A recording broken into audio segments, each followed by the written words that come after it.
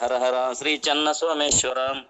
ಪ್ರಾತಸ್ಮರಣೀಯರಾಗಿರ್ತಕ್ಕಂಥ ಬಸವಾದಿ ಶಿವಶರಣರನ್ನ ಹೃದಯ ಮಂದಿರದಲ್ಲಿ ಸ್ಮರಿಸಿಕೊಂಡು ಶಿವಾನುಭವ ಮತ್ತು ಪರಿಸರಾನುಭವ ಗೋಷ್ಠಿ, ಸಾಹಿತ್ಯ ಮತ್ತು ಸಾಂಸ್ಕೃತಿಕ ಜಗಲಿ ಮಡಿಕೇಶ್ವರ ತಾಲೂಕ್ ಮುದ್ದೇಬೇಳ್ ಆನ್ಲೈನ್ ಉಪನ್ಯಾಸ ಗೋಷ್ಠಿ 64 ಇವತ್ತಿನ ಈ ಒಂದು ದಿವ್ಯ ಸಾನ್ನಿಧ್ಯವನ್ನ ಶ್ರೀಮನ್ ನಿರಂಜನ ಪ್ರಣವ ಸ್ವರೂಪಿ ಶ್ರೀ ಶ್ರೀ ಶಿವಕುಮಾರ್ ಮಹಾಸ್ವಾಮಿಗಳು ಮಡಿಕೇಶ್ವರ ಹಾಗೂ ನಂದಿವೇರಿ ಸಂಸ್ಥಾನದ ಪರಮ ಪೂಜ್ಯರು ಈ ಒಂದು ದಿವ್ಯ ಸಾನ್ನಿಧ್ಯವನ್ನ ಅವರ ಅನುಪಸ್ಥಿತಿಯಲ್ಲಿ ವಹಿಸಿಕೊಳ್ಬೇಕಂತ ತಿಳ್ಕೊಂಡು ಹೇಳಿ ಈ ಮೂಲಕವಾಗಿ ವಿನಂತಿಸಿಕೊಳ್ಳುತ್ತಾ ಇವತ್ತಿನ ಉಪನ್ಯಾಸಕರಾಗಿ ಆಗಮಿಸಿರತಕ್ಕಂತ ಶ್ರೀಮತಿ ಈರಮ್ಮ ಮಠಪತಿ ಸಹ ಶಿಕ್ಷಕರು ಜಮಖಂಡಿಯವರು ಕೂಡ ಇವತ್ತಿನ ಉಪನ್ಯಾಸವನ್ನ.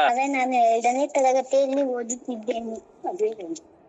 ಅಡವಿಯ ಶಿವನೇ ಬಡವಿಯು ನಾನು ಬೇಡುವೆ ನಿನ್ನ ಸಿರಿಯ ಬೇಡುವೆ ನಿನ್ನ. ಅಡವಿಯ ಶಿವನೇ ಬಡವಿಯು ನಾನು ಬೇಡುವೆ ನಿನ್ನ ಸಿರಿಯ ಬೇಡುವೆ ನಿನ್ನ ಸಿರಿಯ ಬೇಡುವೆ ನಿನ್ನ.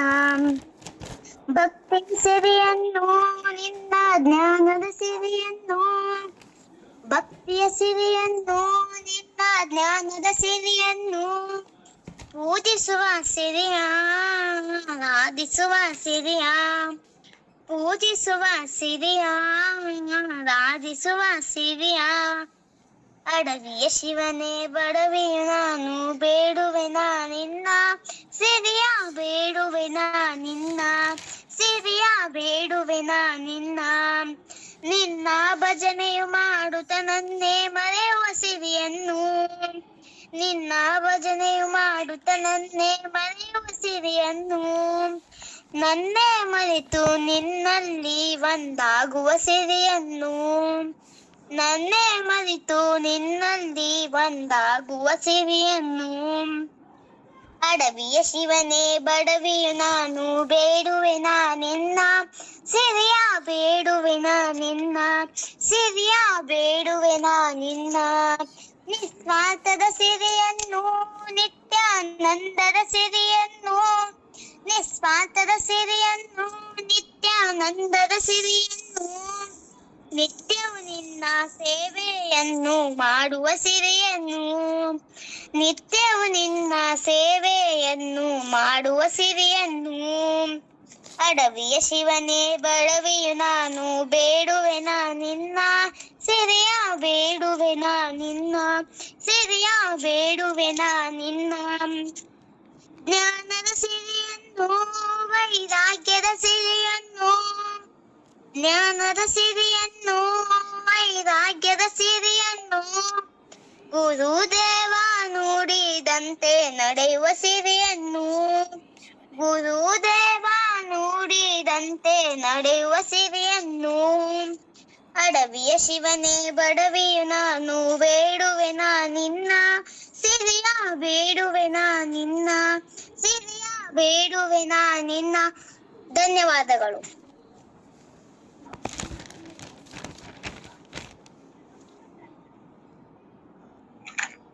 ಎಲ್ಲಾ ಕರ್ತವ್ಯಗಳನ್ನ ನಿಭಾಯಿಸುತ್ತಿರುವ ಮಹಿಳಾ ದೇವತೆಗಳೆಲ್ಲರಿಗೂ ಹೆಣ್ಣಾಗಿ ಹುಟ್ಟಿದ್ದಕ್ಕೆ ಹೆಮ್ಮೆ ಪಡುತ್ತಾ ಬನ್ನಿ ಮಹಿಳಾ ದಿನಾಚರಣೆಯನ್ನ ಆಚರಿಸೋಣ.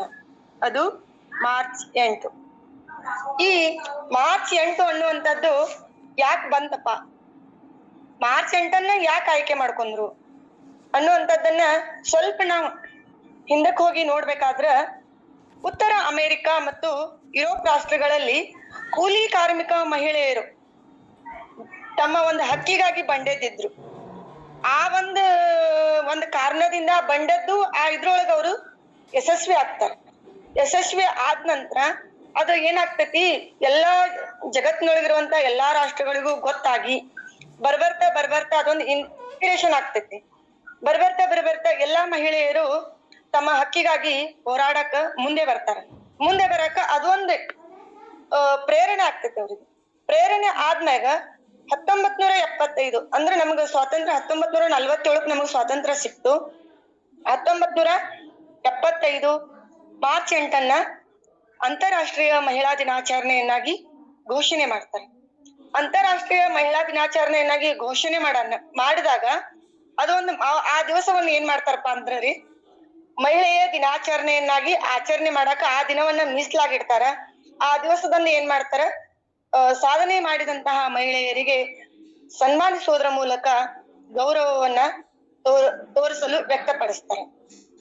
ನಂತರ ಇದಕ್ಕಿಂತ ಮುಂಚಿತವಾಗಿ ಅಂದ್ರೆ ನಮ್ಮ ಸ್ವಾತಂತ್ರ್ಯ ಪೂರ್ವದೊಳಗ ಮಹಿಳೆಯ ಸ್ಥಿತಿಗತಿಗಳ, ಸ್ವಾತಂತ್ರ್ಯ ಪೂರ್ವಕ್ಕಿಂತ ಮುಂಚೆರಿ ನಾವ್ ಏನ್ ಮಾಡ್ಬೇಕಪ್ಪ ಅಂತಂದ್ರ ವೇದ ಕಾಲ ಪುರಾಣ ಕಾಲದೊಳಗ ಮಹಿಳೆಗೆ ಬಹಳಷ್ಟು ಗೌರವ ಇತ್ತು. ಪುರಾಣ ಕಾಲದಲ್ಲಿ ಮಹಿಳೆಗೆ ಗೌರವ ಇತ್ತು. ಅದಕ್ಕ ಒಂದ್ ಕಡೆ ಹೇಳ್ತಾರ, ಪುರಾಣದೊಳಗ ಒಂದ್ ಕಡೆ ಬರೀತಾರ, ಸರ್ವಂ ಜಗತ್ ದೇವಿಮಯಂ. ಅಂದ್ರ ಈ ಜಗತ್ತ ದೇವಿಮಯದಿಂದ ಕೂಡಿದೆ. ದೇವಿ ಇಲ್ಲಿ ಏನ್ ಬಂದ್ಲು, ಹೆಣ್ಮಗಳ ಬಂದಳು. ಸರ್ವಂ ಜಗತ್ ದೇವಿಮಯಂ. ಪುರಾಣ ಕಾಲದೊಳಗ ದಕ್ಷ ಬ್ರಹ್ಮ ಯಜ್ಞವನ್ನ ಮಾಡ್ಬೇಕಾದ್ರ ಮಾಡುವಂತ ಸಂದರ್ಭದೊಳಗ ಶಿವನಿಗೆ ಅವರು ಆಹ್ವಾನವನ್ನು ಕೊಟ್ಟಿರಂಗಿಲ್ಲ. ಆ ಸಮಯದೊಳಗ ಪಾರ್ವತಿ ಮಾತೆ ಸಿಟ್ಟಾಗಿ ಆ ಯಜ್ಞಕ್ಕೆ ಹೋಗ್ತಾಳ. ನಮ್ಮ ಯಜಮಾನನಿಗೆ ಯಾಕೆ ನೀವು ಇದನ್ ಕೊಟ್ಟಿಲ್ಲ, ಆಹ್ವಾನವನ್ನ ಯಾಕೆ ಕೊಟ್ಟಿಲ್ಲ ಅಂತೇಳಿ ಕೇಳಿದಾಗ ಅವರು ದಕ್ಷ ಬ್ರಹ್ಮ ಪಾರ್ವತಿಯನ್ನ ಲೆಕ್ಕಕ್ಕ ತಗೊಳಂಗಿಲ್ಲ. ಹಂಗ ತಮ್ಮ ಯಜ್ಞ ಕಾರ್ಯದೊಳಗ ಅವ ಮಗ್ನನಾಗಿ ಬಿಡ್ತಾನ. ಅಂತ ಒಂದ್ ಸಂದರ್ಭದೊಳಗ ಪಾರ್ವತಿ ದೇವಿಗೆ ಸಿಟ್ಟು ಬಂದ ಏನ್ ಮಾಡ್ತಾಳ, ಪಾರ್ವತಿ ತಾಯಿ ಆ ಒಂದು ಯಜ್ಞ ಕುಂಡದೊಳಗ ಹಾರಿ ತನ್ನ ಜೀವವನ್ನು ಬಿಡ್ತಾಳ. ಜೀವವನ್ನು ಬಿಟ್ಟಂತ ಸುದ್ದಿ ಏನಾಗ್ತೈತಿ, ಶಿವನಿಗೆ ಹೋಗಿ ತಿಳಿತೈತಿ. ಶಿವ ಬಂದು ಏನ್ ಮಾಡ್ತಾನ, ಅಲ್ಲಿ ನಾಟ್ಯವನ್ನ ಮಾಡ್ತಾ ಆ ತಾಯಿಯ ಶರೀರವನ್ನ ತನ್ನ ಹೆಗಲ ಮೇಲೆ ಹೊತ್ತುಕೊಂಡು ನರ್ತನ ಮಾಡ್ಲಕ್ ಶುರು ಮಾಡ್ತಾನ. ತಾಯಿಯ ಶರೀರವನ್ನ ಆ ತಾಯಿಯ ನರ್ತನ ಮಾಡುವಂತ ಸಂದರ್ಭದೊಳಗ ಆ ತಾಯಿ ದೇಹ ಅಲ್ಲೊಂದು ಇಲ್ಲೊಂದು ಹೋಗಿ ಬೀಳ್ತಾವ. ಇದ್ದಂತ ಸ್ಥಳಗಳ ಯಾವ್ಯಾವಪ್ಪ ಅಂತಂದ್ರ ಅದು ಒಂದು ಶ್ಲೋಕದೊಳಗ್ ಬರ್ತೈತ್ರಿ, ದೇವಿ ಸ್ತುತಿ.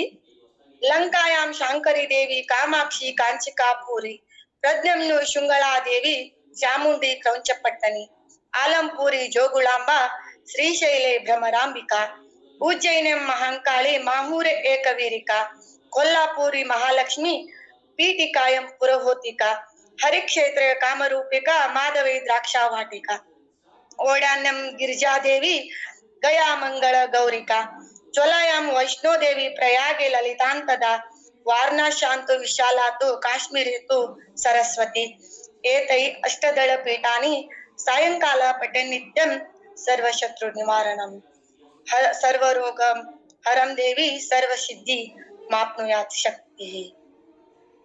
ಇದು ಈ ಶ್ಲೋಕ ಏನ್ಪಾ ಅಂತಂದ್ರೆ, ಈ ಶ್ಲೋಕ ಏನ್ ಹೇಳ್ಕೊಡ್ತೈತ್ರಿ ಅಂದ್ರಿ, ಅಷ್ಟದಶ ಶಕ್ತಿ ಪೀಠಗಳು. ಈ ಅಷ್ಟದಶ ಶಕ್ತಿ ಪೀಠಗಳು ತಾಯಿಯ ಹೆಸರನ್ನ ಒಳಗೊಂಡಿದಾವ. ಅಂದ್ರ ಅದು ಮಹಿಳೆಯ ಹೆಸರು, ತಾಯಿಯ ಹೆಸರನ್ನ ಒಳಗೊಂಡಿದಾವ.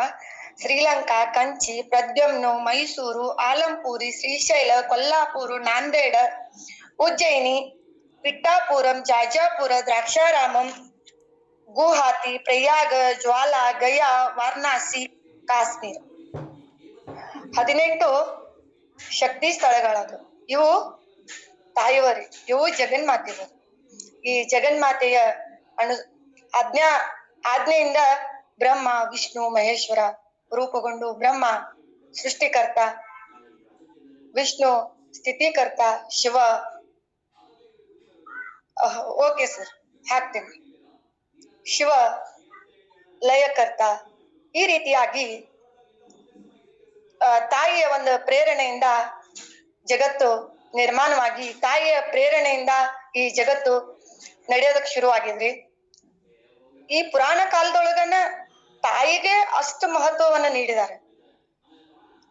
ಜಗನ್ಮಾತೆಗೆ ಅಂತಹ ದೊಡ್ಡ ಮಹತ್ವವನ್ನು ಕೊಟ್ಟಾರ. ಹೆಣ್ಮಕ್ಳಾಗಿ ಹುಟ್ಟಿದ್ದು ನಮ್ದ ದೊಡ್ಡ ಪುಣ್ಯ ಅಂತ ನಾನ್ ಅನ್ಕೊಂತೀನಿ. ಯಾಕಪ್ಪ ಅಂತಂದ್ರ ಈ ನಮ್ಮ ಭಾರತ ದೇಶದೊಳಗ ಮಹಿಳೆಗೆ ಸಿಗುವಂತಹ ಗೌರವ ಬೇರೆ ಎಲ್ಲೂ ಸಿಗಾಕಿಲ್ಲ ಅಂತ ನನ್ನ ಅಭಿಪ್ರಾಯ. ಯಾಕಂದ್ರ ನಾವು ಪುರಾಣ ಕಾಲ ಅಂದ್ರೆ ನಮ್ದ ಮಹಾಕಾವ್ಯಗಳು, ರಾಮಾಯಣದೊಳಗ್ ಬಂದಂಗ ಅಲ್ಲಿ ಸೀತಾಮಾತೆ ತನ್ನದೇ ಆದ ಪಾತ್ರವನ್ನು ನಿರ್ವಹಿಸ್ತಾಳೆ.